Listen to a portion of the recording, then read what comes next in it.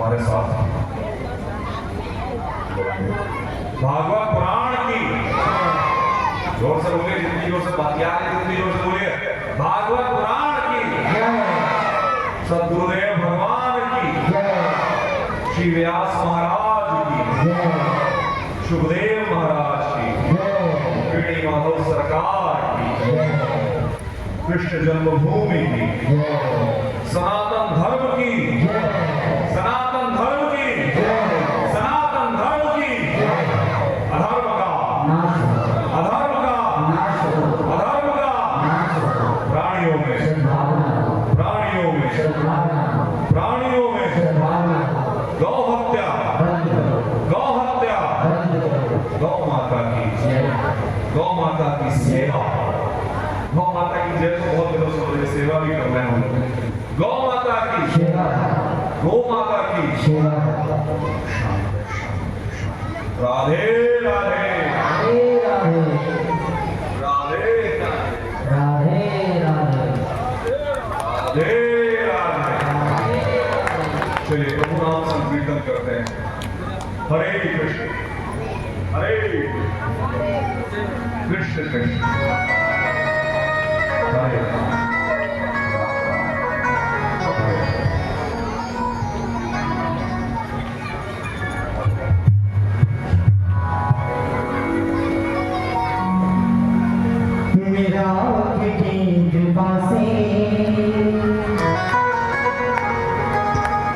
सब काम हो रहा,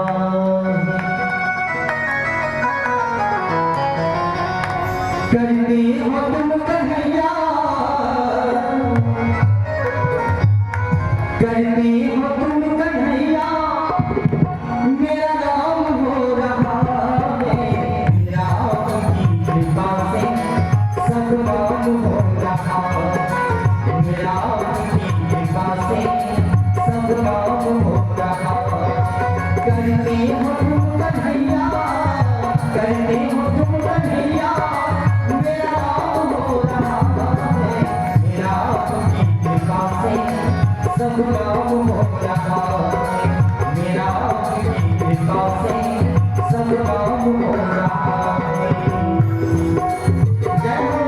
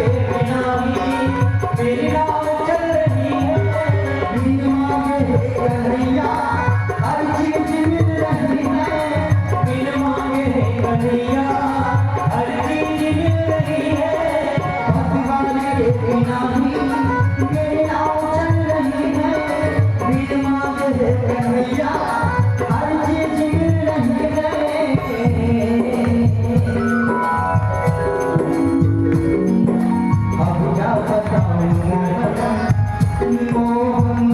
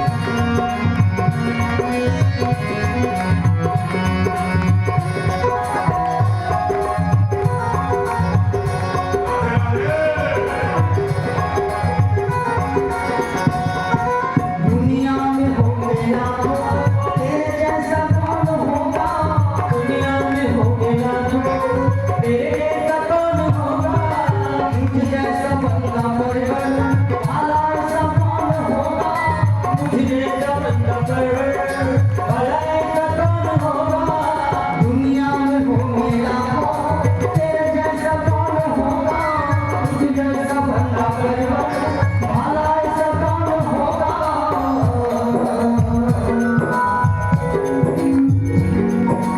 हाँ तेरा दामन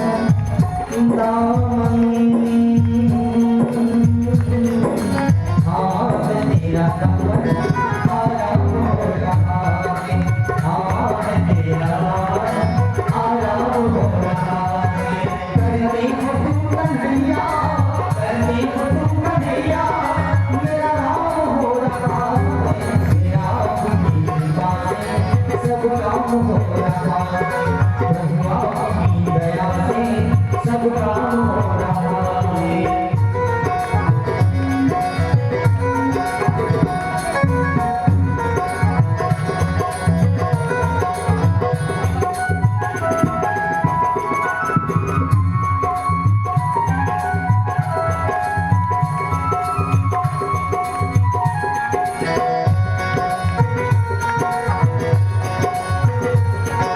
मेरी जिंदगी में तुम हो इस बात की कमी है मेरी जिंदगी में तुम हो इस बात की कमी है मुझे और अब किसी की परवाह भी नहीं है मुझे और अब किसी की परवाह भी नहीं है कन्हैया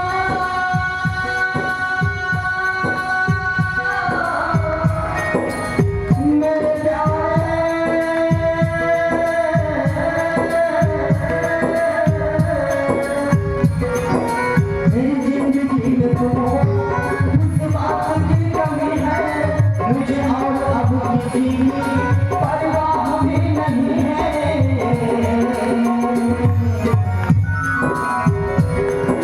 तेरी बदौलतों से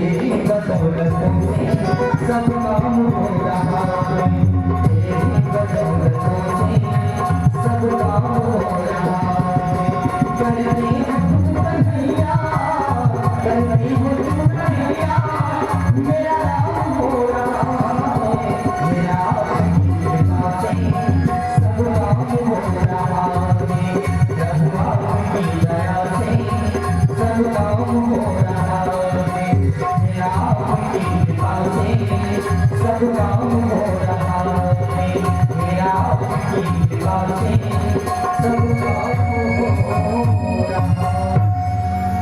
राधे राधे राधे राधे राधे राधे। राधे राधे भक्तजनों, आज हम लोग ब्याह करने चलेंगे, लेकिन ब्याह करने से पहले एक बार अपने कन्हैया का वो स्वरूप जिसने सारी दुनिया को मोह लिया, हमारे कन्हैया का जो बाल स्वरूप है, उसकी कुछ कथाएं आज साझा करेंगे।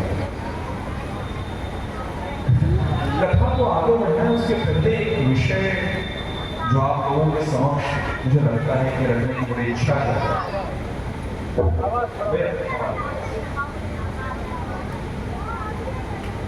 अक्सर ये प्रश्न आता है, अभी आज विशेष रूप से माता जी ने एक चिंता विषय साझा किया, तो एक विषय उठता है कि हमको कष्ट हो रहा है, हमको पीड़ा हो रही है, हमको समस्याएं हैं, हमको दुख है, चाहे वो शारीरिक हो चाहे वो मानसिक हो, पिता दैहिक मौतिक शरीर में होने वाला दैहिक, प्रकृति की इच्छा से होने वाला दैविक, और जो आसपास की वस्तुएं हैं उनसे हो दैहिक दैविक होते, ये तीनों तरह के ताप हैं, पीड़ा है, कष्ट है।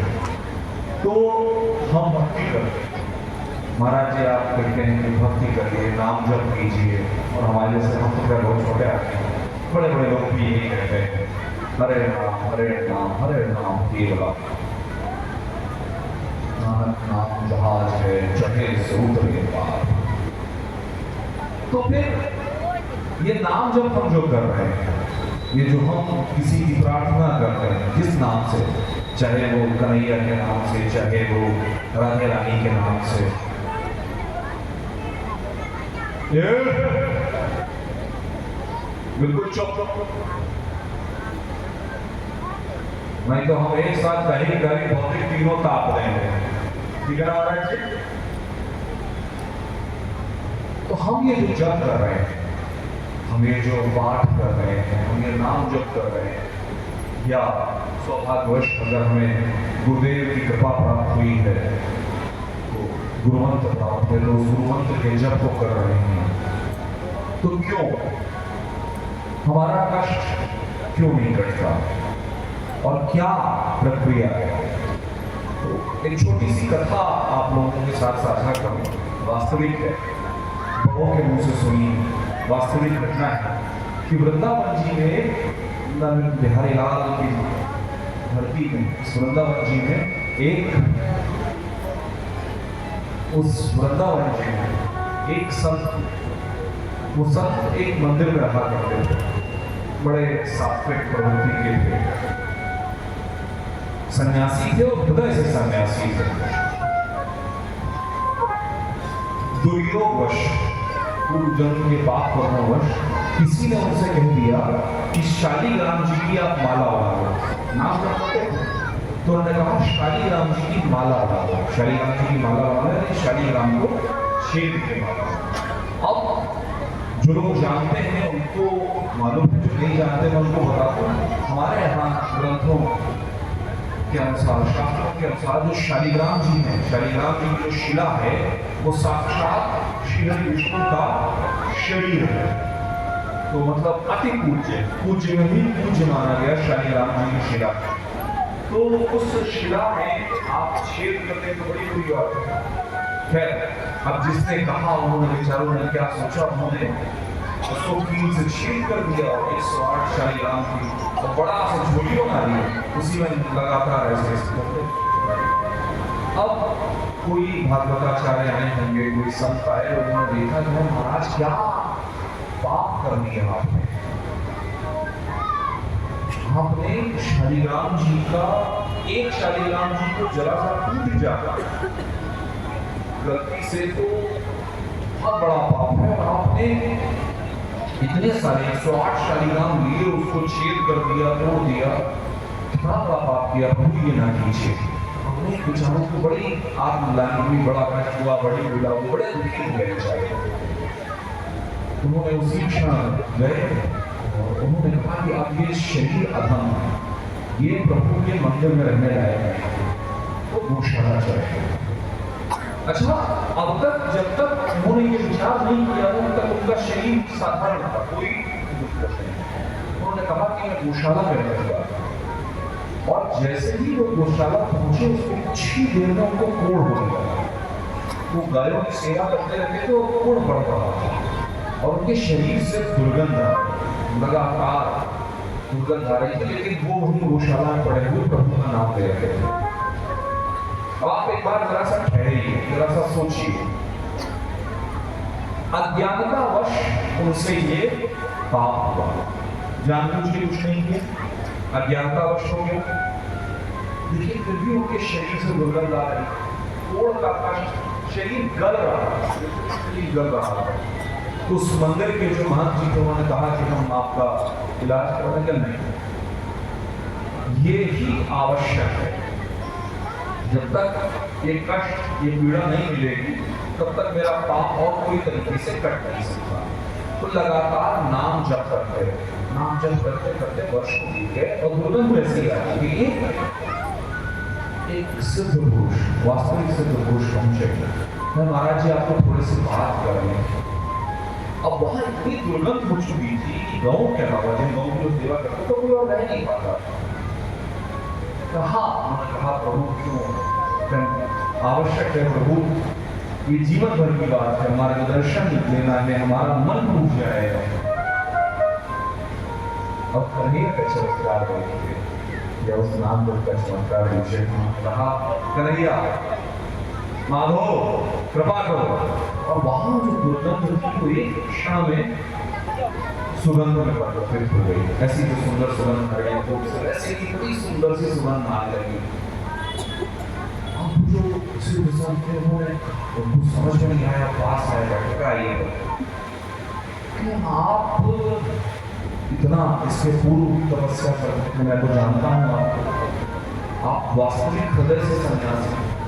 जो साथी हमारे साथ नए जुड़े हैं, मैं उनको बता दूं, जब मैं हृदय से सन्यासी कहता हूं तो मेरा मतलब ये होता है कि हम जीवन को जिए पर यज्ञ की तरह जिए। औपनिषदिक सूत्र है, उपनिषद का सूत्र है, तेन त्यक्तेन भुजीथा। जीवन का सूत्र जो हमारे कन्हैया जी के हैं वो यही है, तेन त्यक्तेन भुजीथा, यानी जीवन को त्याग पूर्वक भोगो। कैसे त्याग पूर्वक भोगो? यानी जब प्रभु कृपा हो और आपको बड़ा घर मिल जाए, महल मिल जाए, गोपियों का साथ मिल जाए, राधिका रानी मिल जाए, तभी आनंद में। जब प्रेम करने वाली मां यशोदा छूट जाए, तभी आनंद में। जब कालिया नाग के जहर भरे पानी में कूदे, तभी आनंद में। कुछ भी हो जाए, हमारा आनंद बाह्य वस्तुओं से नहीं जुड़ा होना चाहिए। भक्तजनों,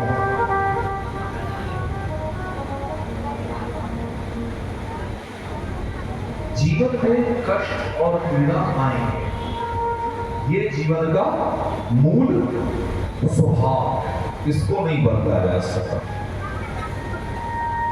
पर हम उन कष्टों को कैसे जीते हैं, ये महत्वपूर्ण होता है। तो जो सिद्ध संत थे, इनके पास जब बैठे, जिनको कोर्ट ने पूछा, उनसे कहा कि प्रभु आप इतना कष्ट, इतनी पीड़ा क्यों सह रहे हैं? शरीर गल रहा है आपका, इतना कष्ट, इतनी पीड़ा क्यों सह रहे हैं? दुर्गंध देखा ही मैंने अभी, आपने जरा सी इच्छा की और ये ठीक हो गई, तो आप इस दुर्गंध को दूर क्यों नहीं कर देते? आप अपनी इस रुग्णता को, अपनी इस बीमारी को ठीक क्यों नहीं कर देते? उन्होंने जो कहा वही कहा जो हम लोगों ने मां कुंती के मुख से सुना था। जो लोग हमारे साथ, उनको याद होगा कि जब महाभारत के अंत में प्रभु जाने लगे, तो मां कुंती ने प्रभु से यही मांगा था कि प्रभु मुझे कष्ट दीजिए, पीड़ा दीजिए, संकट दीजिए, विपत्ति दीजिए, ताकि मैं कभी भी आपका नाम नहीं भूलूं। तो इस संत ने कहा कि मेरे पाप यदि आज मैं काट लूंगा, मैं प्रभु से कहूं और प्रभु मेरी इस पीड़ा का निवारण कर देंगे, तो मुझे क्या इस कर्म को भोगना नहीं पड़ेगा? अवश्य में भोग का व्यंग करूंगा। कर्म किया है तो उसको भुगतना ही पड़ेगा, चाहे इस जन्म में, चाहे उस जन्म में। कर्म की प्रवृत्ति है वो, उसको हम छोड़ नहीं सकते। लेकिन अद्भुत बात कहते हैं, लेकिन मुझे हर क्षण अपने कन्हैया का एहसास होता है। वो मेरी समस्याओं को, मेरी पीड़ाओं को मेरे साथ रहेगा। कट जाएगा, शरीर है कट जाएगा, जीवन है कट जाएगा, पर आज यदि मैं अपने इस पाप को प्रभु की प्रार्थना से दूर कर दूंगा तो फिर जन्म लेना पड़ेगा। भक्तजनों, ऐसा ही उल्लेख, ऐसा ही बिल्कुल सिमिलर उदाहरण रामकृष्ण परमहंस जी ने प्रस्तुत किया। रामकृष्ण परमहंस जी ने अपना जीवन समाज के लिए काटा। किसी भक्त पे कृपा आ गई, उन्होंने उसका कष्ट ले लिया, तो उनको गले का कैंसर हो गया। गले का कैंसर ऐसा कि बड़ी मुश्किल से बस पानी जाता और बादल पानी में नहीं जाता। तो विवेकानंद जी उनके पास बड़े दुखी होकर भाव विहर होकर पहुंचे और कहा, प्रभु आप मां से क्यों नहीं कह रहे थे कि आप इस रोग को ठीक कर रहे हैं?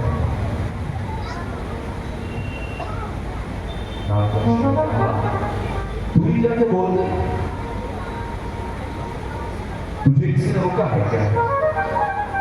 वो गए, माँ का स्वरूप प्रत्यक्ष हुआ। माँ ने कहा, मैं तो कब से कह रही हूं उससे, ये छेपा है, पागल, सुनता ही नहीं मेरी बात, तुम समझाओ इसको।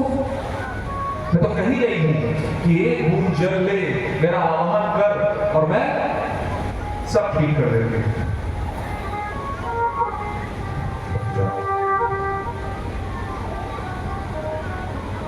वापस लौट गए रामकृष्ण से, प्रभु ये क्या नाटक कर रखा है? क्योंकि विवेकानंद जी गुरु की तरह, उनको इष्ट की तरह ही मानते हैं।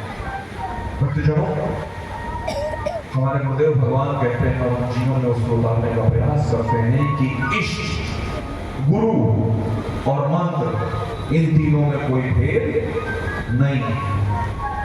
उन्होंने कहा, प्रभु क्या कर रहे हैं, आपकी पीड़ा हमसे देखी नहीं जाती। कहते हैं, बेटा, अगर मैं मां से कहकर अपने आप को स्वस्थ कर दूंगा तो क्या ये कर्म चले जाएंगे? क्या कर्म तो मुझे फिर भी करने पड़ेंगे। अभी तो मैं रास्ते में हूं, आगे चला जाऊंगा। अगर आज मैं ठीक हो गया, अगर आज मैंने इस कर्म को नहीं भूला तो कल मुझे फिर जन्म लेना पड़ेगा। तो जो आज हम जो कष्ट, पीड़ा भोग रहे हैं ना, तो किसी और की दी हुई नहीं। मैं आपको बताऊं, ज्योतिष का छात्र होने के कारण सबसे महत्वपूर्ण चीज जो जीवन में मुझे दी, वो ये थी कि स्वीकार्यता आ गई, एक्सेप्टेंस आ गया, पूर्ण समर्पण की तरफ बढ़ रहे हैं। पर वैचारिक रूप से समर्पण आ रहा है कि यदि हमको अपनी पिता से कष्ट मिला, या अगर हमको अपने पिता से सहयोग नहीं मिला, हमको अपनी माता से सहयोग नहीं मिला, हमको अपने भाई से सहयोग नहीं मिला, हमको अपनी पत्नी से आज दुख हो रहा है, हमको आज अपने भाई से दुख हो रहा है, हमको अपने बेटे से दुख हो रहा है, वो सब हमको हमारी कुंडली में दिखाई देता है। जन्म के समय हमारी कुंडली में यदि ये दिखाई दे रहा है, इसका मतलब क्या है? इसका मतलब यह है कि ये हमारा ही अपना किया हुआ प्रारब्ध है। प्रारब्ध यानी पिछले जन्म का कर्म जो आज इस जन्म में फलीभूत हो रहा है। प्रकृति ने जो हमें दिया है जीने के लिए, ये वो प्रारब्ध है।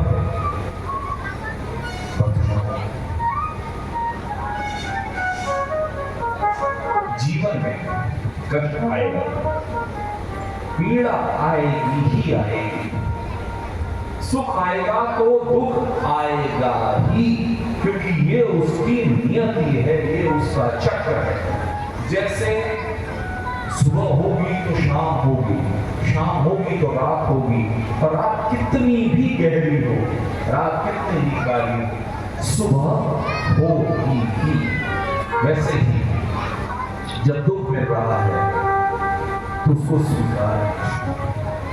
दुख का समय वो समय होता है जब प्रभु हमारी परीक्षा लेते हैं। कल हम जब कर रहे थे और तब बिजली चली गई और दिल्ली चली गई, इन्वर्टर चला गया। जब बीच की बात तो अहंकार नहीं, सिर्फ आप लोगों से साझा करेंगे। तो हमारी अम्मा बड़ी दुखी हुई, नहीं भैया तुमको गर्मी लग रही है। तो हम कहे कि हमारी जो बड़ी अम्मा है ना, हमारी माँ भगवती, वो हमको बहुत स्नेह करती है, लेकिन उतनी ईर्ष्यालु है, जेलस। उनको लगा कहीं हम इन माओं के स्नेह से उनको भूल तो नहीं गए हैं, तो परीक्षा है। गंभीरता से बताऊं, मैं आपको सत्य बताऊं, जब जब पीड़ा होता है, जब जब हमारे जीवन में पीड़ा आती है, कष्ट आता है, ये वो समय होता है जब हम अपने आप को चेक कर सकते हैं कि क्या हमारी भक्ति अभी उथली उथली है कि गहरी हो गई है। कैसी गहरी हो गई है? ऐसी गहरी हो गई जैसे गोपियों की हो गई है। विस्तार से नहीं कर पाएंगे, लेकिन एक छोटा सा उदाहरण इसे बहुत प्रेम से भवन गीत कहा गया है। गोपियों ने जब दुख व्यक्त किया तो प्रभु ने अक्रूर जी को भेजा। अक्रूर जी को भेजा, कहा जाओ जरा सा मिलाओ। अक्रूर जी ज्ञान दे रहे थे, अक्रूर जी ज्ञान दे रहे थे। ठीक है, तुम्हारा ज्ञान बहुत है, जरा सा जाओ ज्ञान दे आओ। उन्होंने गोपियों से कहा कि चिंता मत कीजिए, प्रभु हर जगह में, कोई बात नहीं, आपसे दूर गए। क्या दूर कहाँ है? मतलब मैंने सुना था कि वो मथुरा तुम्हारे लिए रहते हो, हमारा लाला तो हमारे साथ है। जब मैं दूध दूहती हूँ तो मुझे दिखाई देता है, जब मैं माखन निकालती हूँ तब मुझे वो बदमाशी करते दिखाई देता है। एक क्षण ऐसा नहीं बीतता जब मेरा लाला, मेरा कान्हा, मेरा सांवरिया मेरे साथ नहीं है। भक्तजनों, जिनके साथ उनका सांवरा हो, उनको जीवन में प्रत्येक दुख एक घटना जैसे लगती है। कन्हैया को आगे बढ़ाते हैं। कन्हैया, सांवरा, कान्हा, माँ यशोदा को बाल लीलाओं का सुख दे रहा है।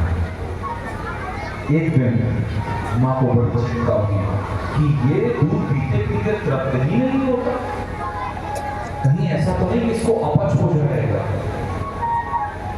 तो मजाक में हंसते हुए प्रभु ने खिलखिला के अपना मुंह खोल दिया। जैसे ही प्रभु ने मुंह खोला, माँ यशोदा को पूरी दुनिया ब्रह्मांड दिखाई दे रही। माँ ने आंख बंद कर लिया, चमत्कृत हो गई, कहने लगे मेरा दिमाग ही खराब हो गया। मानो कन्हैया कह रहा हो कि माँ तेरा दूध मैं अकेला नहीं पी रहा, ये सारा ब्रह्मांड, ये सारी सृष्टि मेरे अंदर है, और ये भी तेरे दिए हुए पोषण को जीवन में स्वीकार कर रहा है। कालांतर में गर्गाचार्य जी पधारे। गर्गाचार्य जी आपको याद होगा, यदुवंश के कुल पुरोहित हैं। उन्होंने कहा कि नाम रख लिया जाए। हमारे यहाँ षोडश संस्कारों में नामकरण का बड़ा महत्व है। मैं इस बात को कई बार कह चुका हूँ, फिर भी दोहरा देता हूँ। नाम व्यक्ति का वो होना चाहिए जो उसके जीवन को सही दिशा दे। नाम टॉमी, सोनू, मोनू, चोनू जैसा नहीं होना चाहिए।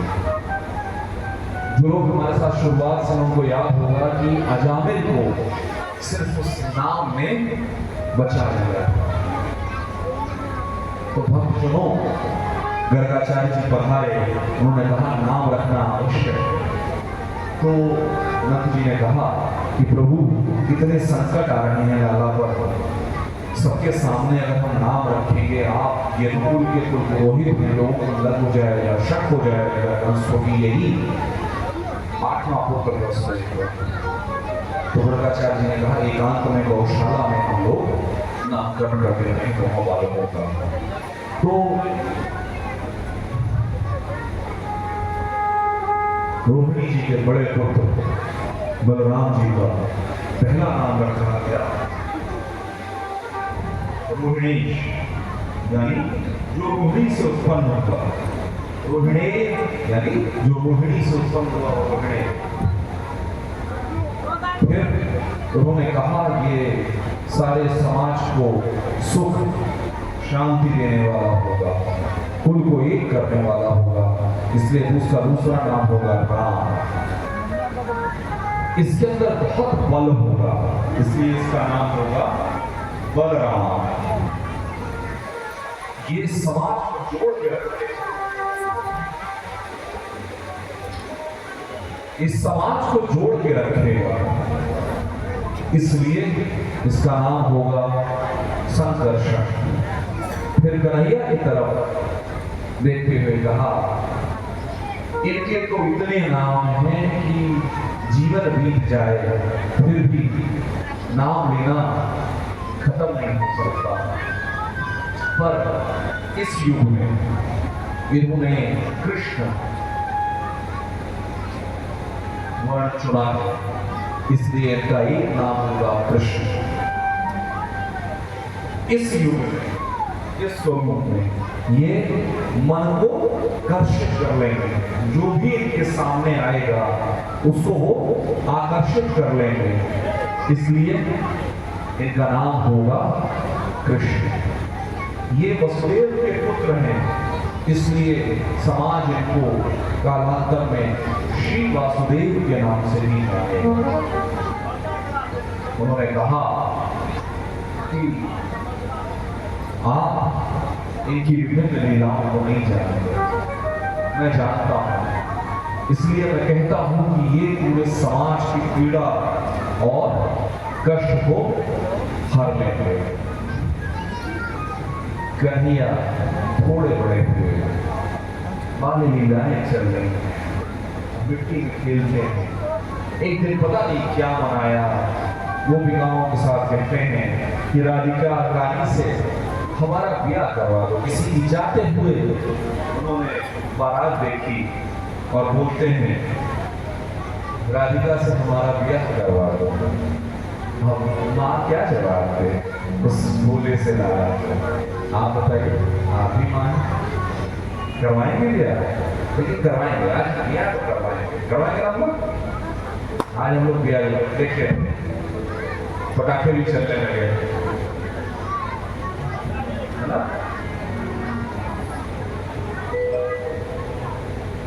जब तक ये लोग ब्याह की तैयारी कर रहे हैं तब तक हम लोग प्रभु का नाम ले। हरे राम हरे राम, राम राम हरे हरे।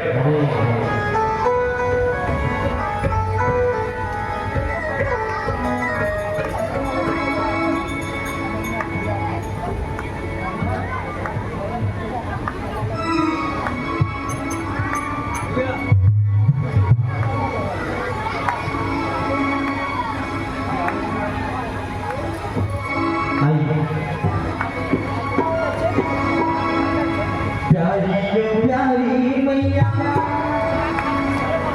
हो प्यारी प्यारी मैया, कहते हैं कृष्ण कन्हैया,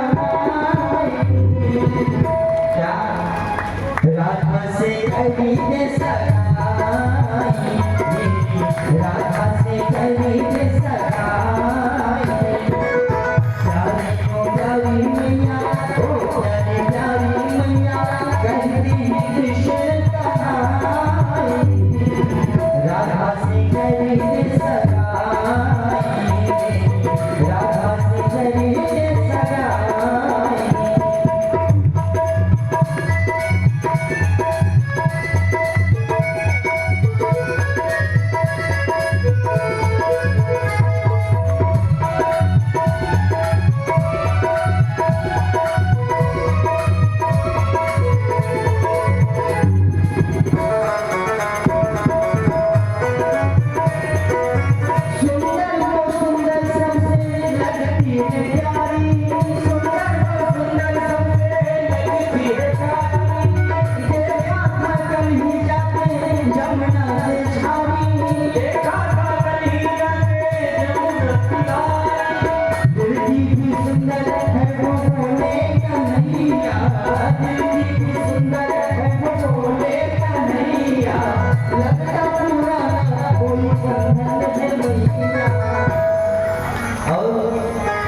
बरसाने जाकर करके, बरसाने जाकर करके, रस्मों की गोद भराई, राधा से खरीदे सगाई, राधा से खरीदे सगाई। प्यारी ओ प्यारी मैया, ओ प्यारी प्यारी मैया, कहते हैं कृष्ण कन्हैया, राधा से खरीदे सगाई, राधा से खरीदे सगाई।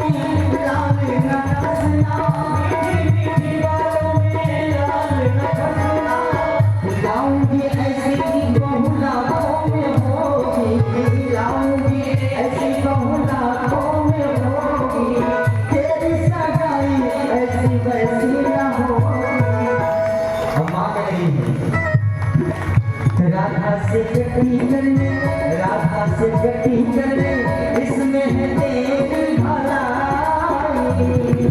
कैसे करूं सगाई, कैसे करूं सगाई। प्यारी ओ प्यारी मैया, ओ प्यारी प्यारी मैया, कहते हैं कृष्ण कन्हैया।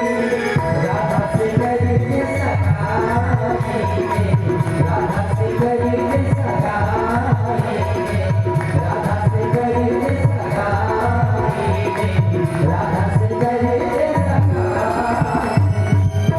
जय जय श्री राधे। राधे राधे। राधे राधे। हमारे कान्हा तो बहुत शरीफ है, बिल्कुल सीधे। कैसे सीधे? जलेबी जैसे सीधे हमारे कान्हा। दिन रात बदमाशी करते हैं। थोड़े बड़े हो गए तो उनको माखन बड़ा प्रेम।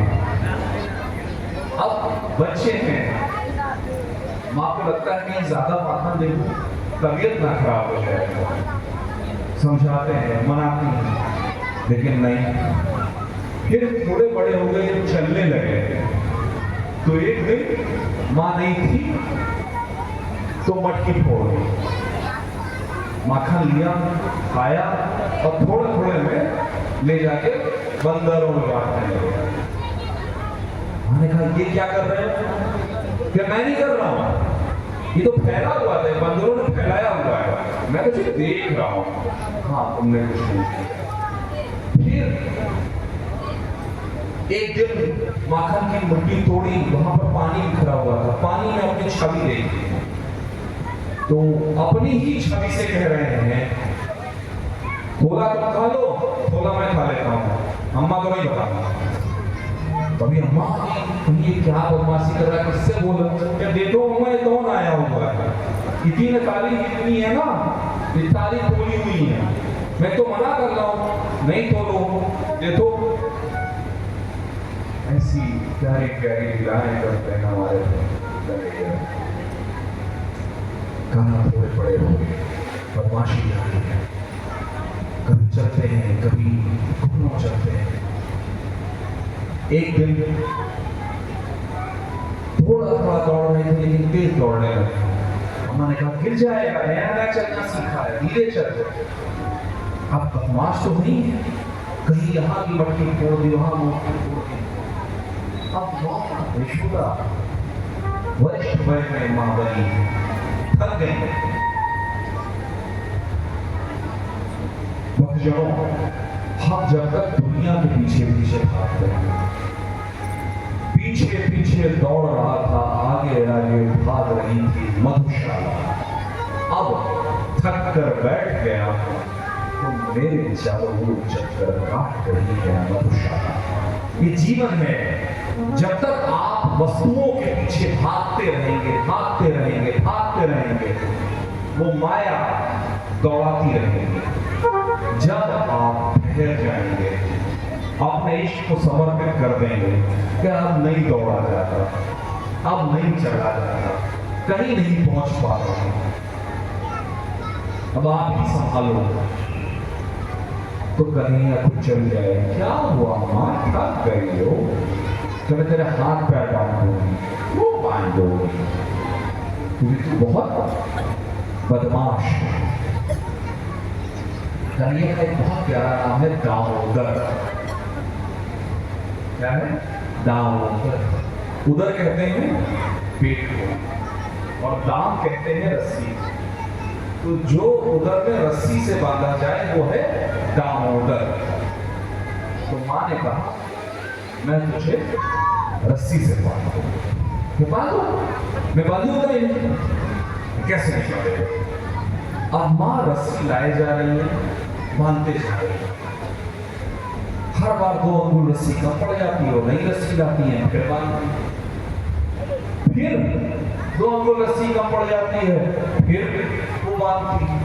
फिर नई रस्सी लाई, उसमें जोड़ा, फिर बांधती है। अब ये 2 अंगुल का खेल चले जाए। अब आप ही बताओ, जो त्रिलोकी है, जिसमें सारा ब्रह्मांड समाया हुआ है, वो हाथ की रस्सी में कैसे बंधेगा? जब हम धन से, ऐश्वर्य से प्रभु को बांधने का प्रयास करते हैं, मुझे बड़ी हंसी आती है उन लोगों को सुन के कि प्रभु आप हमारा ये काम कर दो, हम इतने लाख रुपए चढ़ा देंगे। मालूम है ये लाख, 2 लाख, 10 लाख देने वाला है कौन? कल गोपाल जी एक बड़े सरल साहब उनके साथ बैठे हुए थे, उनके पास एक एक्स्ट्रा वाले तार्किक बैठे हुए थे। तो उन्होंने हमसे कहा प्रभु सब कुछ तो उनका दिया है, हम क्या दे सकते हैं? हमने कहा ये बात तो सही, सब कुछ उनका दिया, लेकिन एक चीज है जो प्रभु ने हमको नहीं दी, जो प्रभु ने एक अंश भी नहीं, पता एक ही चीज है जिसको हमने बनाया है। कोई बताएगा क्या है जिसको हमने बनाया? अहंकार, मैं होने का अहंकार। मैं आशुतोष शांडिल्य कथा अचट LLB MA PhD BMJ ये वो लालटेन, ये अहंकार। मैं करोड़पति, मैं अरबपति, मैं ये पति, मैं वो पति, एक पति समझ भी नहीं, इतना पति। अहंकार। ज्यादा पति संभालने के मामले सिर्फ हमारे कन्हई हैं। 16,108 सवाल थे, आज तक एक ने शिकायत नहीं की, गोपिकाएं अलग से। तो अगर आप कन्हई नहीं हैं तो सोचिएगा नहीं एक से ज्यादा। लेकिन अहंकार इतना बड़ा कि मैं करोड़पति हूं, मैं अरबपति हूं, मेरे पास 4 गाड़ी 6 बंगला, लेके जाओगे, बांध के रखोगे। मैं फलाने मंदिर में जाता हूं, मैंने 10 लाख रुपए, मैं ठुमा के मंदिर में जाता हूं, इतना चढ़ा। एक छोटी सी कथा जो आगे की है लेकिन बड़ी अच्छी लगती है। एक बार की बात है कि अभी जब हम लोग चर्चा करेंगे 16,108 कहानियों की, तो आएगा कि प्रभु की एक पटरानी है जो सत्राजीत की पुत्री, सत्यभामा जी। सत्राजीत वो था जिसको स्वयं मणि थी, उसके पास नित्य मनों से सोना प्रकट हो रहा था। तो उनकी बेटी को अहंकार था सोने। तो एक बार नारद जी आए, कहे बड़ा दुखी थी, क्या हुआ? कहे मुझे कन्हैया अकेले नहीं मिलते, श्री कृष्ण अकेले नहीं मिलते। कोई बात नहीं, तुम एक काम करो, उनका दान कर दो, उनका मुझे दान कर दो, और तुम दान कर दोगी और मैं उसको दे दूंगा, तुम खरीद लेना, फिर किसी भी नहीं रहेंगे। बहुत ठीक। तो श्री कृष्ण जी जैसे पहुंचेगा, मैं आपका दान करने वाला, तो बहुत सही करने वाला हूँ, मैं भी चाहता था कि तुम मुझे दान कर दो। अधिकतर पति ऐसे ही चाहते हैं। उन्होंने कहा कि कृष्णार्पणमस्तु, संकल्प किया, नारद जी को दे दिया। नारद जी ने कहा चलो फिर हम अकेले बहुत दिन से ये बाजा उठाए घूमते हैं, पकड़ो चलो। कहाँ ले जा रहे? तुमने तो हमको दान किया ना, हम ले जाए। मैं ऐसा थोड़ी ना, तुमने कहा था लौटा दोगे, खरीद सको तो खरीद लो। हाँ खरीद लो, अच्छा लगाओ तो ला, थोड़ा लगा देगा, हीरे दे दे, क्या तुम हीरे छोड़ो, इनके बराबर कुछ भी रख दो, तो पत्थर रख दो, इनके बराबर हम दे देंगे। उसको लगा कि हमारे यहाँ मनों से सोना नित्य आता है, हम वो प्रभु के दूसरे पलड़े पे सोना चांदी हीरा मोती रखे जाए। प्रभु जरा सा 1 इंच तो उठ जाए, पूरा वजन तो उठने की बहुत दूर की बात है। प्रभु 1 इंच नहीं उठ रहे, वो रखी जाती है। अब इसे इंग्लिश में कहता है ना पैनिक सेक्शन। अब पैनिक हो रहा है, मतलब बेचैनी हो रही है, क्या होगा? प्रभु ने बुलाया, आप सीनियर आदमी, गड़बड़ हो गई। थोड़ी जी ने कहा कहाँ अकेले छोड़, किसी के लिए अभी तक तो कम से कम दर्शन नहीं जाते थे, अब तो वो भी नहीं मिलेगा, तूने दान कर दिया। सब परेशान हो रहे हैं। कहा कथा टीकाकार कहते हैं कि उन्होंने फिर राधे रानी का भाव किया उन्होंने। राधे रानी अब आपकी संभालिए, ये आपकी बदमाशी है, ये आप ही की सुनते हैं, हमारे तो पति हैं। कहते भी हैं कि पुरुष अपनी प्रेमिका की सुनता है, पत्नी की नहीं। डरता जरूर है लेकिन सुनता हो प्रेमिका की है। राधे रानी का ध्यान किया ऐसा टीकाकार कहते हैं। तो उनके मन में भाव आया, उन्होंने तुलसी जी उठाई, तुलसी जी पे राधा नाम लिखा, एक तुलसी का पत्ता, राधा नाम लिखा, सब हटा दिया, एक तुलसी का पत्ता लिया, उस पर राधा नाम लिखा और ये रखा और हमारे कर दिया, निर्मोल बिक गए। तो माँ कोशिश कर रही है कि मैं रस्सी से बांधूं और दो अंगुल कम होता जा रहा है। थोड़े देर चला कर माँ व्रत में, बड़ी उम्र में पुत्र हुआ है, रोने लगे। तू बहुत सताता है रे कान्हा, तू बहुत सताता है मुझे कान्हा, और रोने लगे। माँ रो नहीं, तुम रो नहीं, और उसी रस्सी को लेकर खुद को क्या कहती है ये कथा? ये कथा कहती है कि प्रभु को वस्तुओं से नहीं बांधा जा सकता। आपकी हमारी सामर्थ्य नहीं है कि हम कन्हैया को कुछ दे सके। इस संपूर्ण सृष्टि में जो कुछ भी धन संपत्ति समृद्धि संपदा, सोना चांदी हीरा मोती जो कुछ भी है वो मां लक्ष्मी की दया से, मां लक्ष्मी के अंश रूप में, और वो मां लक्ष्मी श्री कृष्ण के पैर दबाती है। ज्योतिष में कहते हैं कि शुक्र द्वादश भाव में जाकर उठ चुके होते हैं। शुक्र मां लक्ष्मी स्वरूप है। द्वादश भाव की जो राशि है वो है मीन राशि। मीन राशि बृहस्पति की राशि है, जिसको साक्षात वंश माना जाता है। और कहां जाकर शुक्र धन समृद्धि उच्चती होती है? श्री हरि के चरणों में। कन्हैया सिखा रहे हैं कि मुझे प्यार से बांधो, मुझे प्रेम से बांधो, मुझे स्नेह से बांधो, मुझे सखा कह के बांधो, मैं तुम्हारे लिए तीनों लोगों का राज ठुकरा दूंगा। एक बार और किसी ने बांधने की कोशिश की थी, किसी को याद है? दुर्योधन।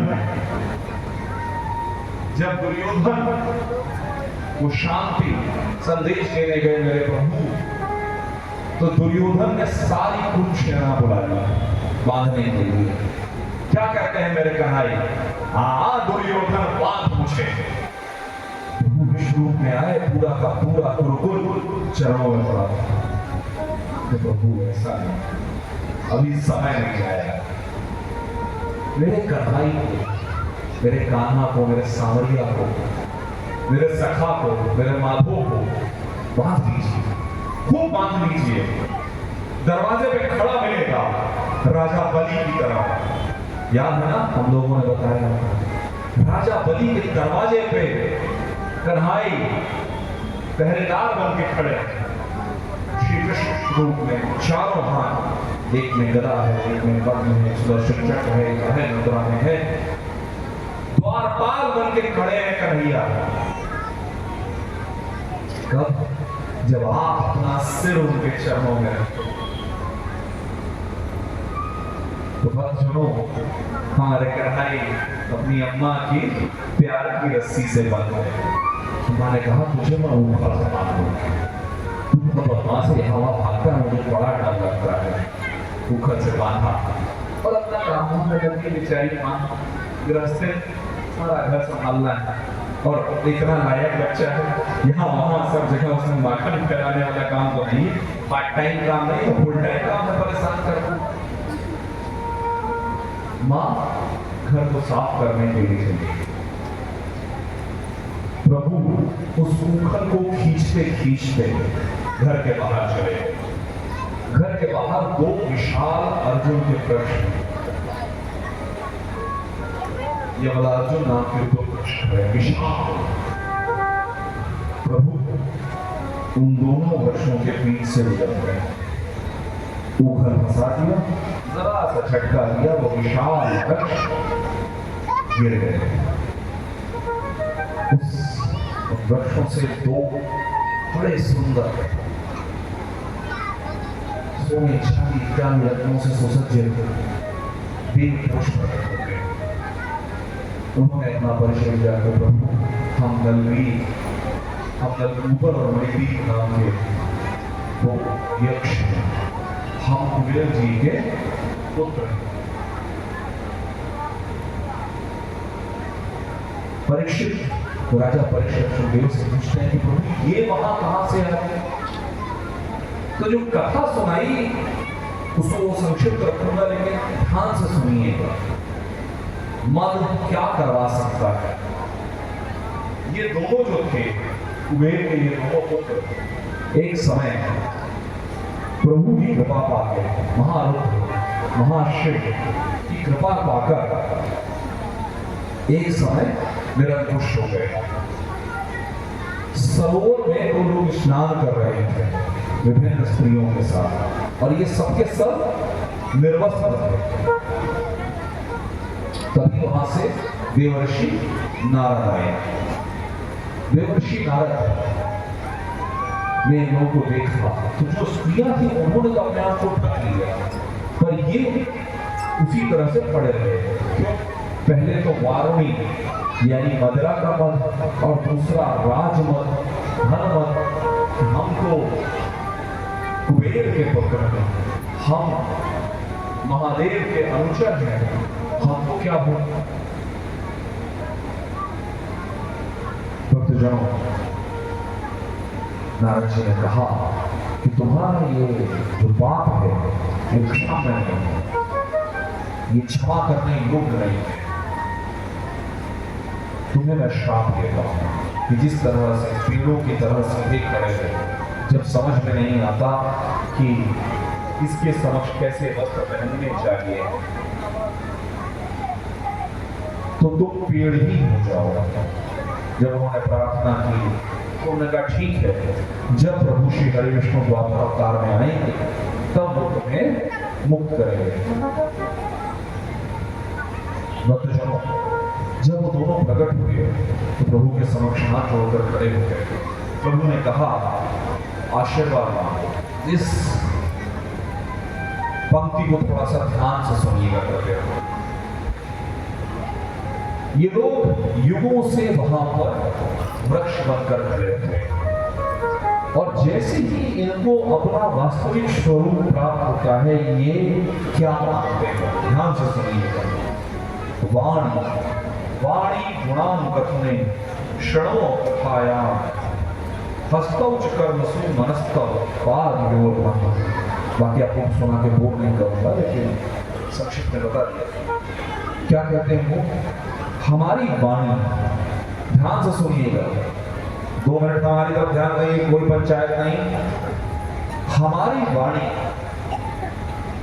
आपके गुणों और कीर्ति का वर्णन करने में, कान आपकी कथा सुनने में, हाथ आपकी सेवा में, मन आपके चरणों में, ये सर आपके निवास स्थान को प्रणाम करने में, आंखें, ध्यान से सुनिएगा इस शब्द को, आंखें आपके स्वरूप संतों के दर्शन करने में सदैव लगी रहेंगी। इस पूरी चीज में कहीं भी उन्होंने अपने लिए कुछ नहीं मांगा।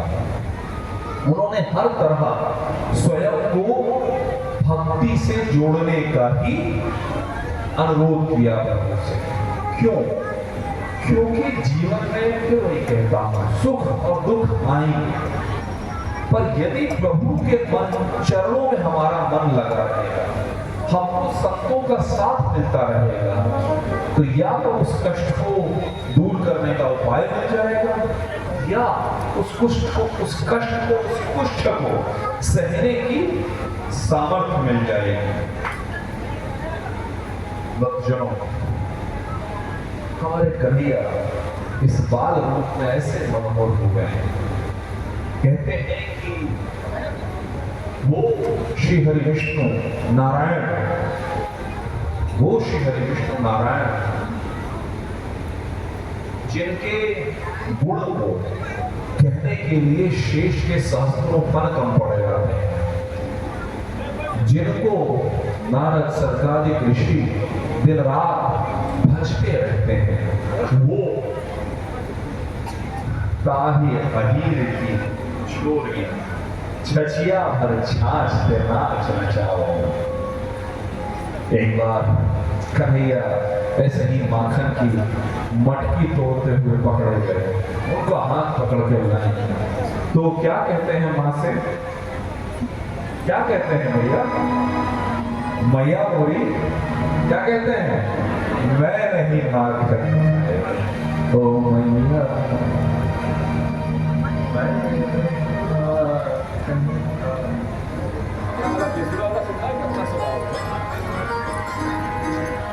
सुन मैया मोरी मैंने ही माखन खायो,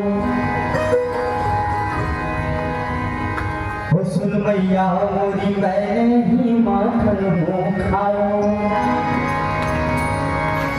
गैया चराने जाऊं बन बन कैसे माखन खायो, देख रही वही ब्रज बालन सबों को ही दे लायो, मैया मोरी मैंने माखन खायो, मैया मोरी मैंने ही माखन खायो, गैया चराने जाऊं बन बन कैसे माखन खायो, देख रही सब बाल सबों को ले आयो, मैया मोरी मैंने ही माखन खायो, मैया मोरी मैंने ही माखन खायो।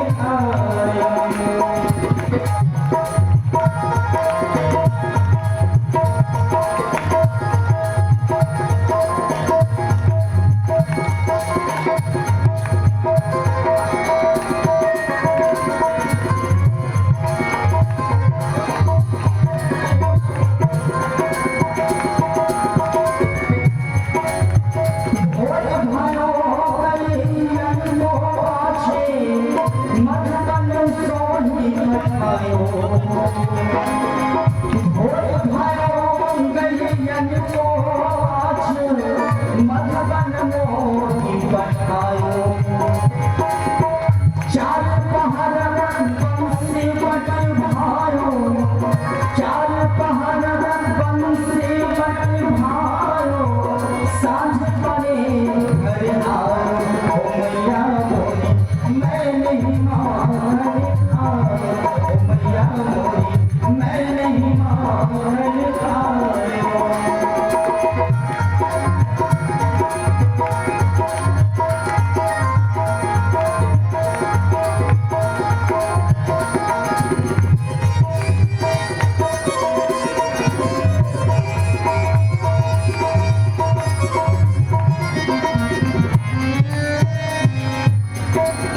मैं बालक बहन को छोड़ो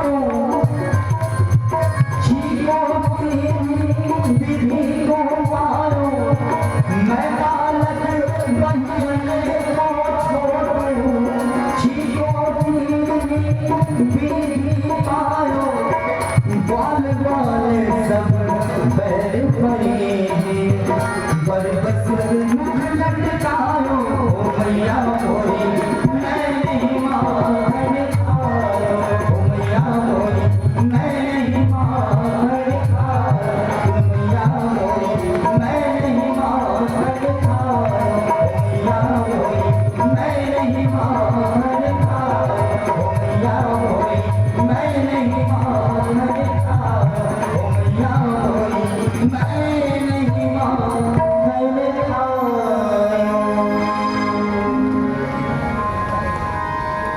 राधे राधे राधे राधे। एक तरफ कन्हैया इन बाल लीलाओं से माँ यशोदा का बाकी गोपियों का मन मोह रहे हैं, उधर कंस अपनी अधम कार्यों से बाज नहीं आ रहा।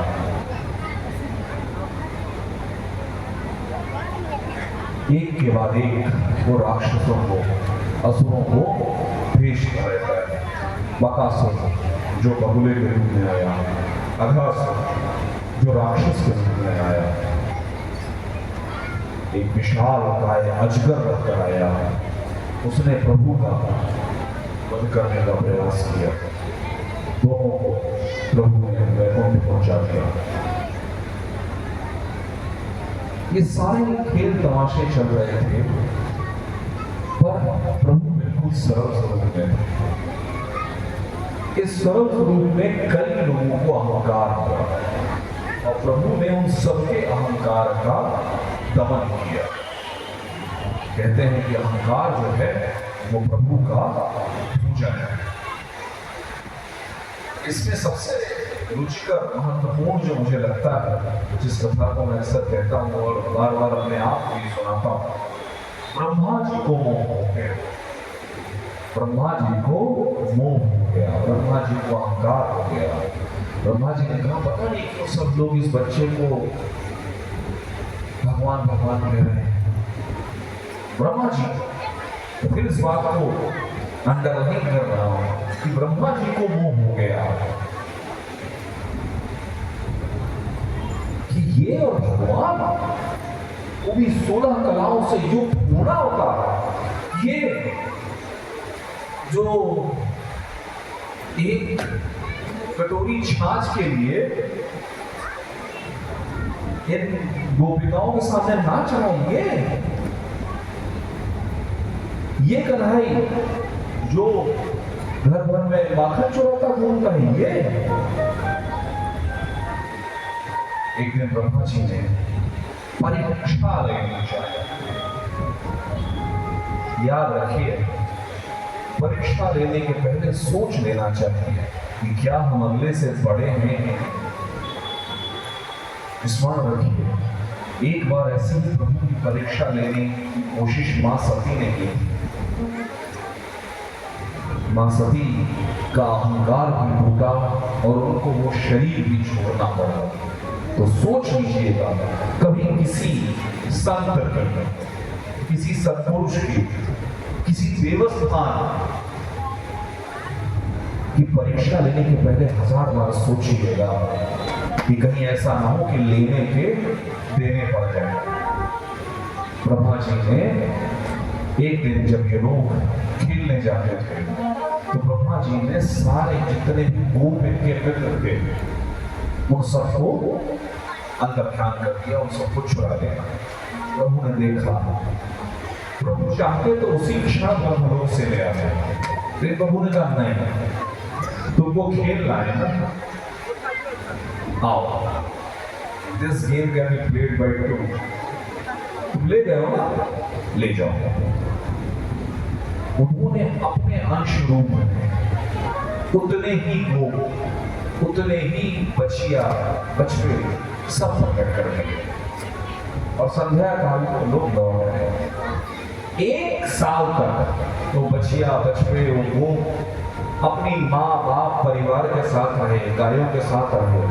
उनको एक क्षण के लिए भी संदेह नहीं हुआ कि हमारे अपने बच्चे नहीं हैं। वर्ष बीता, ब्रह्मा जी ने सोचा हमारा जो वर्ष है वो जो गणना है, हमारे यहाँ बहुत गहरी गणना की परंपरा है, उसमें गणना में त्रुटि बोलते हैं। त्रुटि की परिभाषा ये है कि कमल के जो पंखुड़ी है उसमें सुई डाले जितना समय लगे उसको त्रुटि कहते हैं। भैया डिस्टर्ब नहीं कीजिए,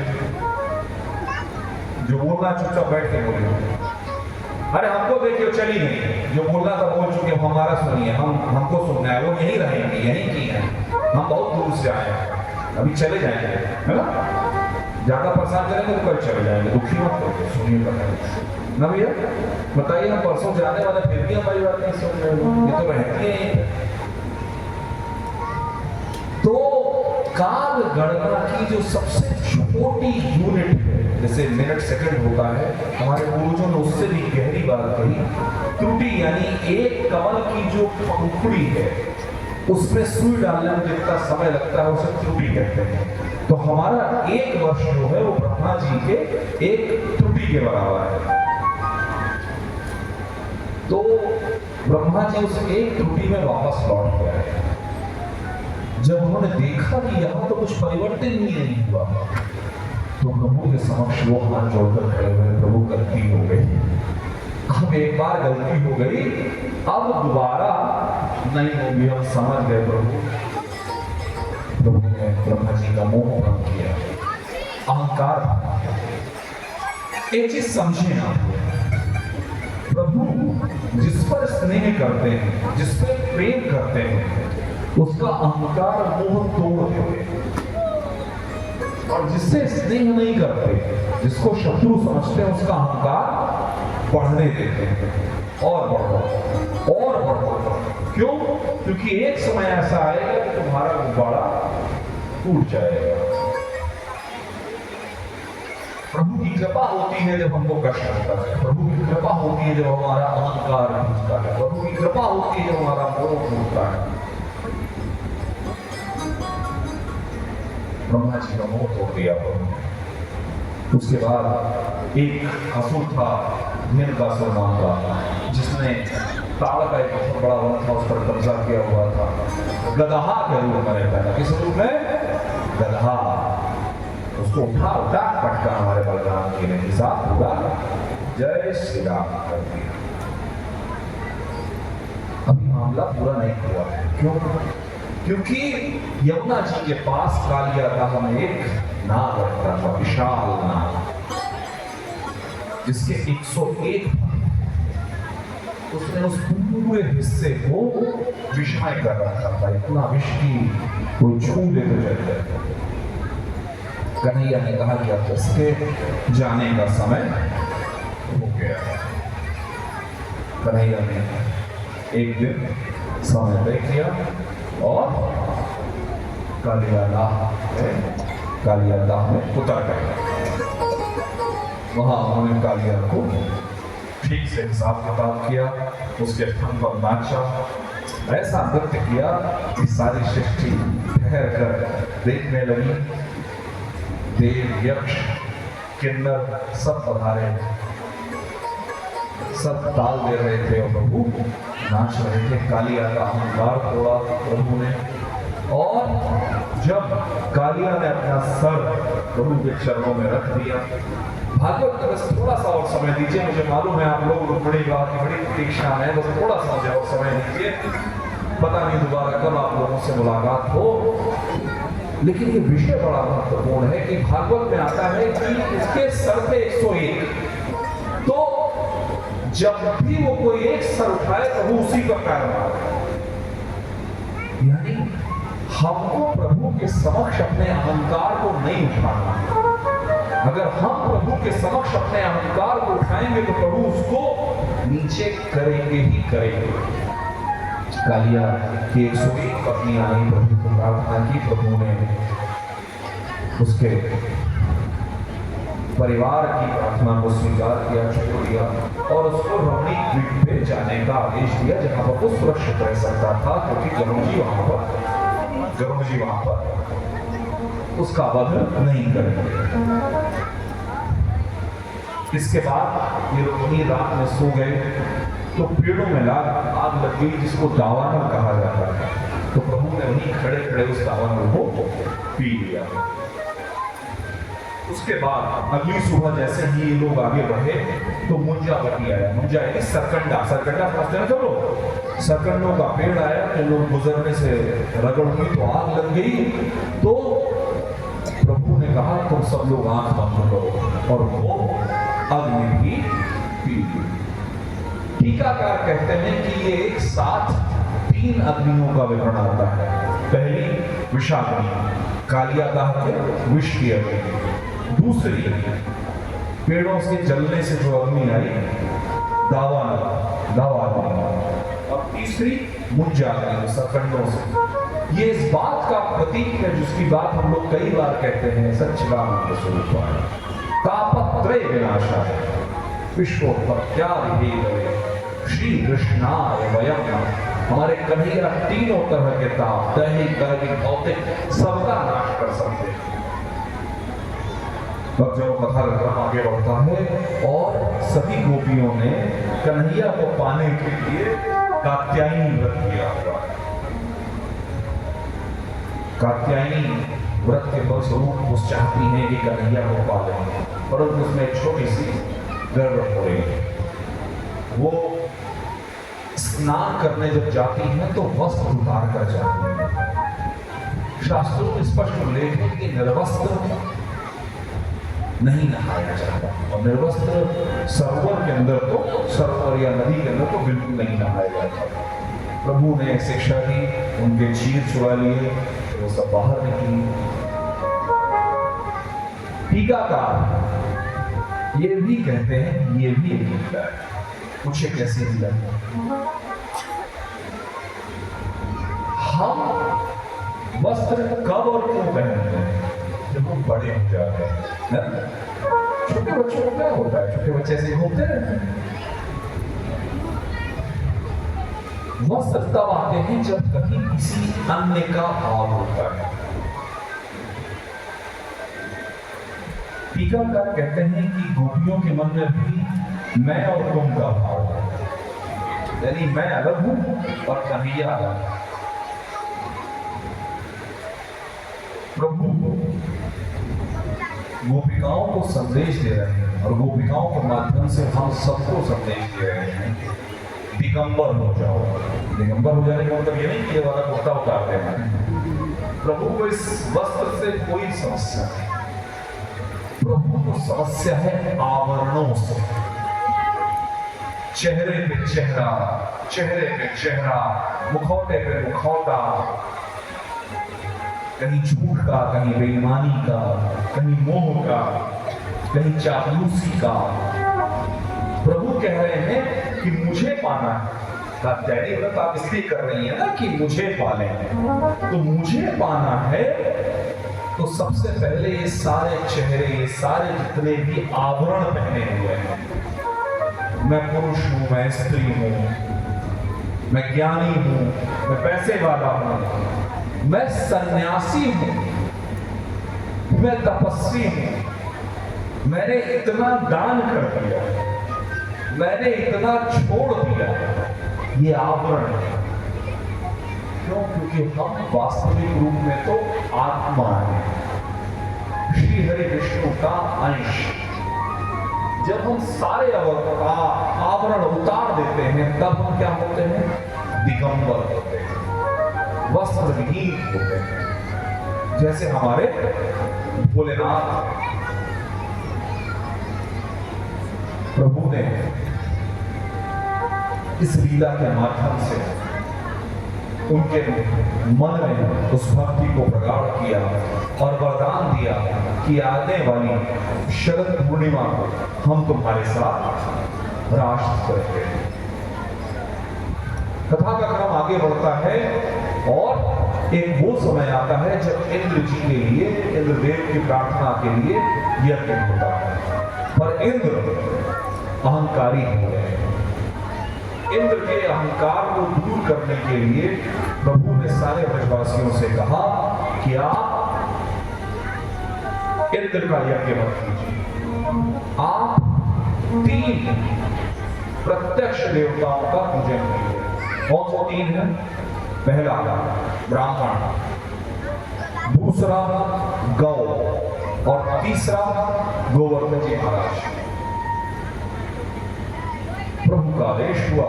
हमारे कृष्ण जो कहते हैं वो कौन डाल सकता है? कन्हैया के पास तो सबके मन की चाबी है। उन्होंने कहा सब हो गया। जब इंद्रदेव को यज्ञ नहीं प्राप्त हुआ, हवन संध्या नहीं प्राप्त हुई, तो इंद्रदेव को क्रोध आया। इंद्र को लगा कि वो छोटा सा बच्चा, क्या वो छोटा सा बच्चा, उसको नहीं मालूम ये कैसे हैं? सत्सरिया के दो जो नाविक के तीर, देखन में छोटे लगे, घाव करई गंभीर। देखने में छोटे लग रहे हैं, इनका दिया हुआ घाव युगों तक तुमको याद दिलाया जाएगा, हमारे जैसे व्यासपीठ पर बैठे हुए लोगों द्वारा। इंद्रदेव भूलिएगा, हमारा कन्हैया वो है जो जब चाहे तब आपको आपकी जगह पहुंचा सकता है। इंद्रदेव के अहंकार को तोड़ने के लिए प्रभु ने गोवर्धन जी का पूजन करवाया। इंद्रदेव ने क्रोध पूर्वक प्रलय लाने वाले मेघों का आवाहन किया।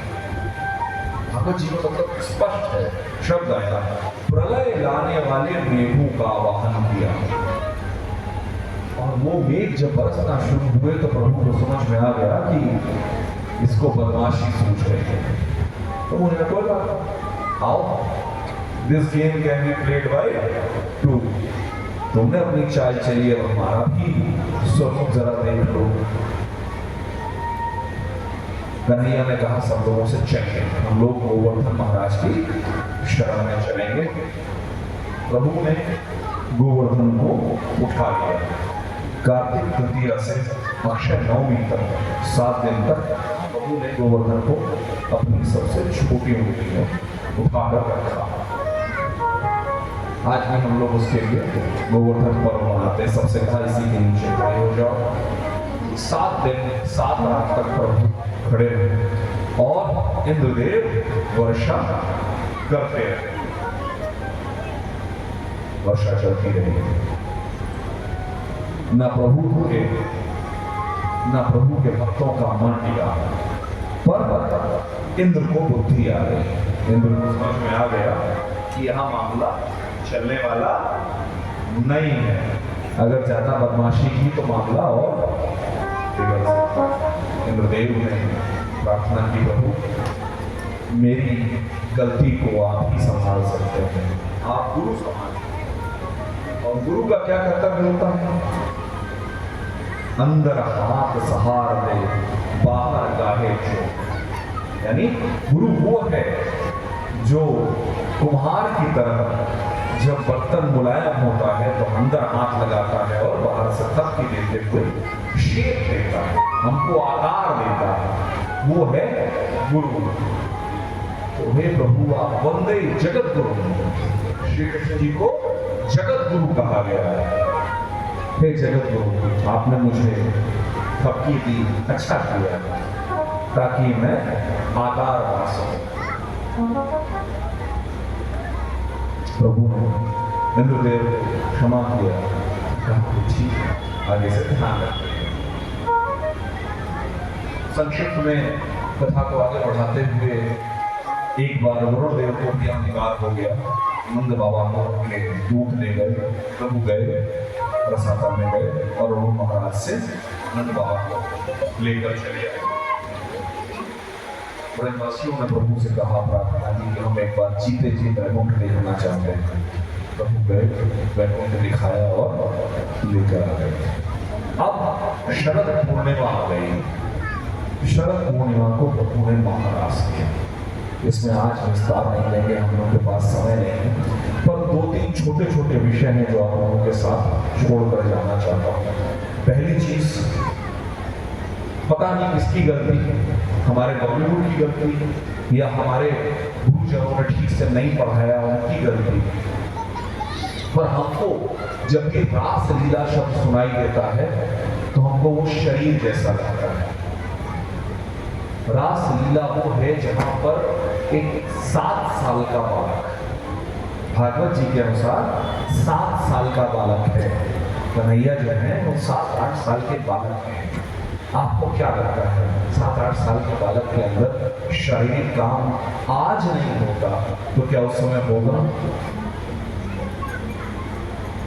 मैं आपको बताऊं कि ये जो गोपिकाएं हैं, कल भी मैंने चर्चा की थी, ये ऐसे ऋषि हैं जिन्होंने कल्पों तक तपस्या की है।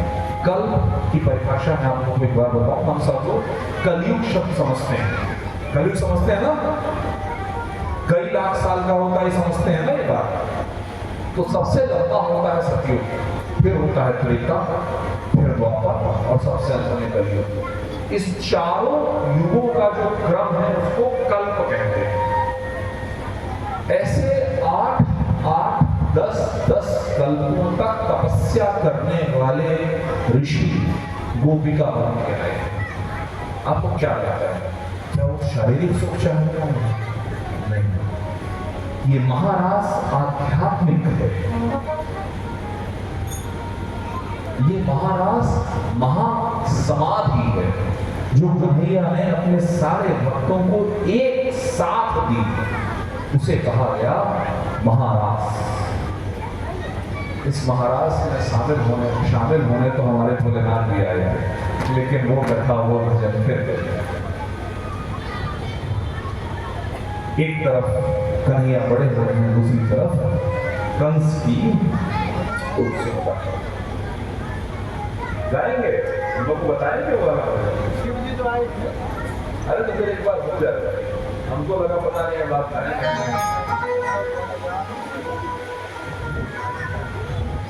ब्रज में आ गए, उनका बेसुरा नहीं तो जरूर है हमारे भोलेनाथ का प्रिय। एक दिन वो भोले भंडारी, एक दिन वो भोले भंडारी बन के ब्रज की नारी गोकुल में आ गए हैं, गोकुल में आ गए हैं। पार्वती जी मना के हारी, पार्वती जी मना के हारी, ना माने त्रिपुरारी गोकुल में आ गए हैं, गोकुल में आ गए हैं। एक दिन वो भोले भंडारी बन के ब्रज की नारी गोकुल में आ गए हैं, गोकुल में आ गए हैं।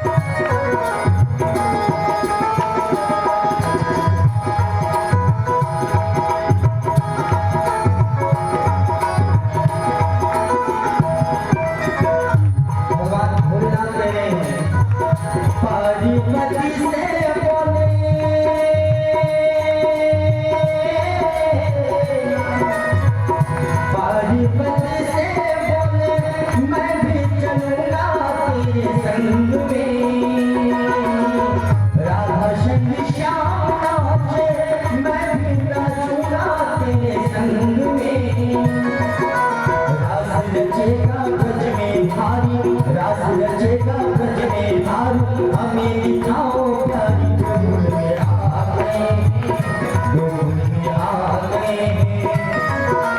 एक दिन वो भोले भंडारी बन के ब्रज की नारी गोकुल में आ गए, गोकुल में आ गए।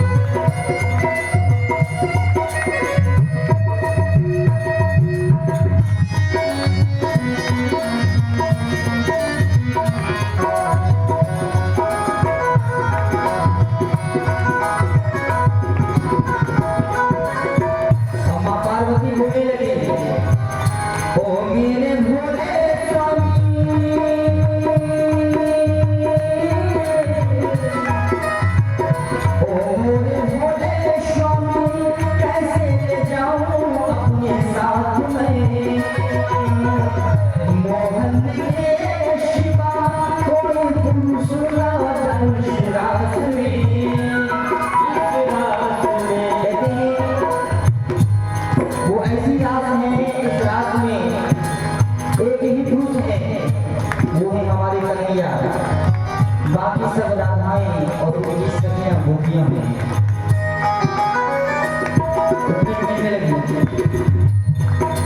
हंसी करेगी ब्रज की नारी, हंसी करेगी ब्रज की नारी, बात बात हमारी गोकुल में आ गए, गोकुल में आ गए। एक दिन वो भोले भंडारी बन के ब्रज की नारी गोकुल में आ गए, गोकुल में आ गए।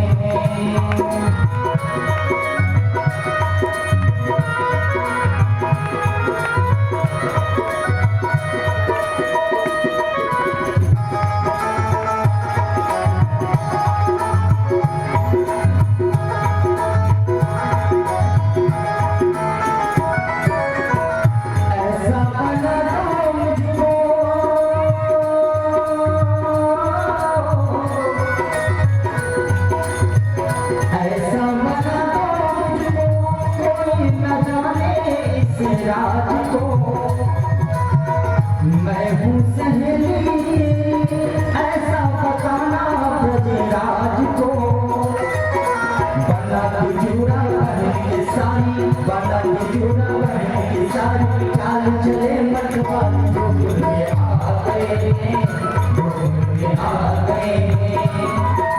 एक दिन वो भोले भंडारी बन के ब्रज की नारी गोकुल में आ गए, गोकुल में आ गए।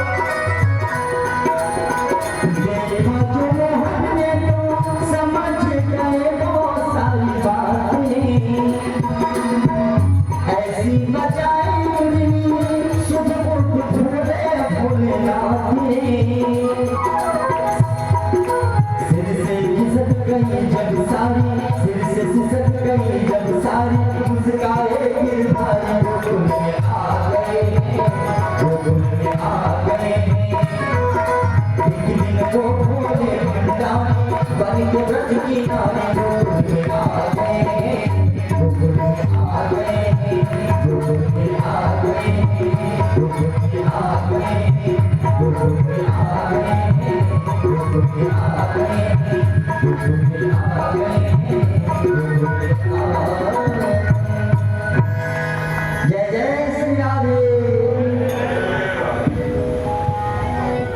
जय माधो दादा जगत भिखारी राधे राधे राधे राधे। माधव राज की कृपा से भक्त जमा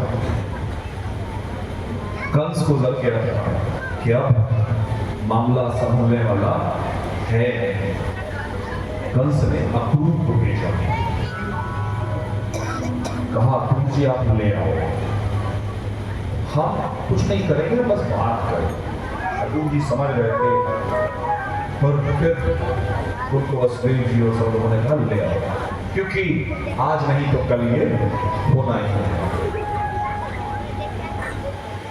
अक्रूर जी गए, लेकर आए, बड़ा मारे पसंद है, माँ यशोदा गोपियां सब रो रहे हैं, कन्हैया से विदा रहे हैं। हमारा नटखट मनमोहना सांवरा क्या कहता है कि चिंता मत करो, मैं अभी आ जाऊंगा, मैं तो बस बड़ा सुंदर सा वहां धनोरिया की घोड़ा देखने जा रहा हूं, मैं भी देखूंगा, बस चलाऊंगा। माँ तू रो मत। भक्तजनों, जब आज के बच्चे मुझसे कहते हैं कि सर आप क्या जाने मेरा बॉयफ्रेंड चला गया है, कितने बड़े दुख में। 14 साल की 16 साल की बच्चियां कहती हैं मेरा बॉयफ्रेंड मेरा फोन नहीं उठा रहा, आप क्या जाने क्या दुख होता है। वो बच्चा जिसका 90% आया है, उसकी माँ हमसे कहती है कि बताइए सर 90 ही आया, आप नहीं समझते दुख क्या होता है। और आजकल के बच्चे 60-70% बात आत्महत्या कर लेते हैं। जरा सा एक क्षण ठहरिए और मेरे कन्हई को देखिए। मेरे कन्हई ने जब जब जिस से प्यार किया उसको छोड़ दिया, सब कुछ छोड़ता गया मेरा कन्हई। कहीं रोते दिखते हैं मेरे कन्हैया, कहीं बिसुरते दिखते हैं क्या? नहीं। क्यों? क्योंकि तेन त्यक्तेन मुझी था, जीवन को त्याग पूर्वक भोग। हमें जो प्राप्त हुआ वो स्वीकार है, और जब वो ले लिया तब भी स्वीकार है।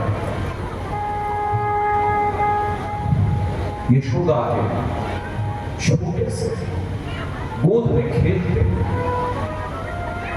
कान्हा से परम पुरुषोत्तम 16 कलाओं वाले अवतार के स्वरूप में पहुंचने के लिए तपना होता है। हमारे श्री कृष्ण अवतार है, इसमें कोई दो राय नहीं। हमारे श्री कृष्ण नारायण अंश है, इसमें कोई दो राय नहीं। पर आप देखिए कि अपने जीवन को उन्होंने किसी साधारण मानव की तरह जिया है। हर युद्ध, हर मुश्किल, हर समस्या को वो एक मानव की तरह झेलते हैं। वो नहीं कहते कि मैं पूर्ण अवतार हूं, मैं यहीं से बैठे बैठे सुदर्शन चक्र बुलाता हूं और यहीं से मैं कंस का सर काट लेता हूं, क्योंकि ये उचित संदेश नहीं है। भक्तों, मैं बार बार एक बात कहता हूं कि हमारे ग्रंथ, हमारे शास्त्र अलमारी में बंद करने के लिए नहीं है,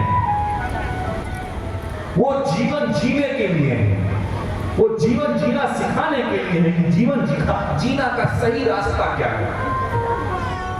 कन्हई ने सब कुछ छोड़ दिया। क्यों? क्योंकि ये आवश्यक था। पर कन्हई ने आत्महत्या नहीं की। कन्हैया ने कहा मैं आज आपको वादा किया है, इससे मिलेंगे, चिंता मत कीजिए, बताएंगे कब मिलेंगे, लेकिन अभी नहीं। अभी विवाह की तैयारियां हो चुकी हैं, जल्दी जल्दी हम लोग विवाह स्थल पर पहुंचते हैं। कन्हैया मथुरा पहुंचे। बस एक छोटी सी कथा है, उसका विस्तार करूं फिर बिल्कुल हट से निकल चलेंगे, आवश्यक है इसलिए। कन्हैया जब पहुंचते हैं तो वहां पर एक धोबी मिलता है जो कि राजा के वस्त्र धोता है। प्रभु ने कहा कि हमें भी दे दो यार, अच्छे अच्छे वस्त्र। उस धोबी ने बदतमीजी की। कन्हैया ने एक पटा दिया, उसका गर्दन वस्त्र ठीक से पहने, दर्जी से ठीक करवाए और चल पड़े मथुरा में। वहां पूजा करेंगे, बस हमको 10 मिनट और दे दीजिए, इससे ज्यादा नहीं, फिर हम जल्दी से विवाह करवाने पहुंच जाएंगे। बस व्यास जी को 10 मिनट और दे दीजिए। कुब्जा में कुब्जा अंग में लगाने वाले चंदन इत्यादि लेकर जा रहे हैं। कन्हैया क्या कहते हैं उससे बड़ी प्यारी सी बात कहते हैं हमारे कन्हैया। अब तक पूरे मथुरा में इनकी कहानी फैल चुकी है, लेकिन कन्हैया कहते क्या है? कन्हैया कहते हैं एक कुब्जा है, उसे कुब्जा बुलाते थे। सुंदर थी, सुंदर नवयुवती थी, लेकिन उसे कुब्जा बुलाते थे क्योंकि वो टेढ़ी थी, 3 जगह से टेढ़ी थी, 3 जगह से टेढ़ी थी। इस शब्द को ध्यान रखिए, अभी हम लोग इस पर गौर करेंगे। कुब्जा से कहते हैं एक कुब्जा, इतने सुंदर सुंदर तू अंगरा चंदन इत्यादि लेकर जा रहे है, तू तो राजा को सब कुछ देती है, हमको भी कुछ मिलेगा। क्या कह रहे हैं कन्हैया? कन्हैया हम सबसे कुछ कह रहे हैं कि हम राजा यानी जो धनवान है, धनिक है, बड़े पद पर बैठा हुआ है, वो हमको बुलाता है, वो हमसे कुछ कहता है तो हम लाइन लगा देते हैं। विधायक जी ने फोन किया, घर में रामचरितमानस चल रही है, विधायक जी ने फोन किया, दौड़े चले जा रहे हैं। घर में भागवत बैठी हुई है, सांसद जी आ रहे हैं, सांसद जी का अगवानी करके भागवत छोड़ के दौड़े चले जा रहे हैं। क्यों? क्योंकि हमारे लिए सामने जो बैठा राजा है वो सब कुछ है, पर कुब्जा का जीवन बदल गया उस एक निर्णय से। कुब्जा ने कहा प्रभु मेरे पास है ही क्या? लोगों के पास शरीर होता है, सौंदर्य होता है, प्रभु मेरे पास ना शरीर है ना सौंदर्य है, मैं 3 जगह से टेढ़ी हूं। ये भक्त की पुकार है, प्रभु मैं खल कामी गामी हूं, पापो हम पाप करवा। भगवती से प्रार्थना करते हुए भक्त कहता है कि मां मैं खल हूं, कामी हूं, और ऐसा नहीं कि मैं यूं ही कर देता हूं, मैं यूं ही नहीं करता हूं, मैं पाप करने के लिए प्रबंध करता हूं, मैं इंतजाम करता हूं पाप कर्म के लिए, मैं हर जगह से टेढ़ा हूं। भक्त अपने प्रभु से यही कह सकता है कि प्रभु मैं हर तरफ से टेढ़ा हूं, ये शरीर भी अच्छा नहीं है, ये मन तो है ही पापी, अहंकार से भरा हुआ हो, पाप से भरा हुआ हो, पर जो कुछ भी है, जैसा भी है, आपका मां बनकर, पिता बनकर, तारणहार बनकर, अब जैसा भी गतिस्त्वम त्वमेका भवानी, अब मेरे पास कुछ है नहीं, कुछ दे नहीं सकता हूं, पर जो कुछ भी है, ये त्रिभंगी शरीर, ये त्रिभंगी मन, पाप काम क्रोध मद मोह लोभ से भरा हुआ, वो आपके चरणों में समर्पित है। हमारा कन्हैया भाव का भूखा, भाव का भूखा हूं मैं, और भाव ही एक सार है, भाव से जिसने मुझे पूजा उसका बेड़ा पार है। भक्तजनों, पूजा ने जैसे कि प्रभु के समक्ष वो अंगराग प्रदर्शन किया, वो अंगराग नहीं है, वो पूजा का पूरा अस्तित्व है। सारे पाप कष्ट अपराधों के साथ एक भक्त का समर्पण है। प्रभु ने उसका हाथ पकड़ा, अपने 2 पैरों के अंगूठे से उसका पैर पकड़ा और उसे यूं खींच दिया, सीधी हो गई। एक बार अपने कन्हैया के समक्ष समर्पित होकर देखिए, चाहे जितने टेढ़े होंगे वो सीधा कर देता। कंस की कथा को विस्तार नहीं देंगे, पापी है। बस इतना समझिए कि कंस उग्रसेन का पुत्र नहीं था। कंस की जो माँ थी वो अपने मायके में स्नान कर रही थी। उस वक्त कालनेमी नाम के राक्षस ने अपना अंश उसकी माँ में डाल दिया था। कंस ने बहुत पाप किए थे। प्रभु पहुंचे और प्रभु ने कंस का जय श्री राम कर दिया। इसके बाद की कथा आती है कि प्रभु ने उग्रसेन को गद्दी पर बिठा लिया। उग्रसेन जी को गद्दी पर बिठाने के बाद कंस का जो ससुर था जरासंध, वो बार बार मथुरा पर आक्रमण करता रहा। कथा आती है कि 17 बार उसने आक्रमण किया, प्रभु ने 17 बार उसको हराया। 18वीं बार उसने काल यवन के नेतृत्व में बहुत विशाल सेना भेजी। तो प्रभु ने कहा कि अब ये उचित नहीं। कुछ टीकाकार ये भी कहते हैं कि उसने हजारों ब्राह्मणों को एक साथ एकत्रित करके बहुत बड़ा यज्ञ आयोजित किया था और ये था कि यदि युद्ध हार गए तो इन सारे ब्राह्मणों का वध कर दिया जाएगा। तो टीकाकारों का मत है कि प्रभु ने उनकी रक्षा के लिए युद्ध को छोड़ा और रणछोड़ कहा है। प्रभु रण छोड़ कर भागे, लेकिन राजा मुचकुंद के माध्यम से कल्याण को मोक्ष हुआ। प्रभु ने कहा कि अब यहाँ पर रहना उचित नहीं है। प्रभु द्वारका चले गए। द्वारका जाने के बाद रुक्मिणी जी ने बुलाया। प्रभु रुक्मिणी जी को लेके आए और अब हम लोग रुक्मिणी जी का विवाह करेंगे। बोले राधे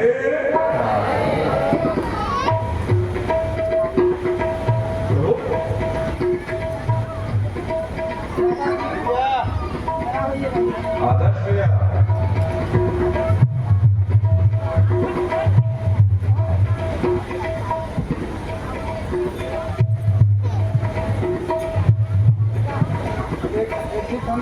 हाँ, प्रभु एक अच्छा सा भजन हो जाए।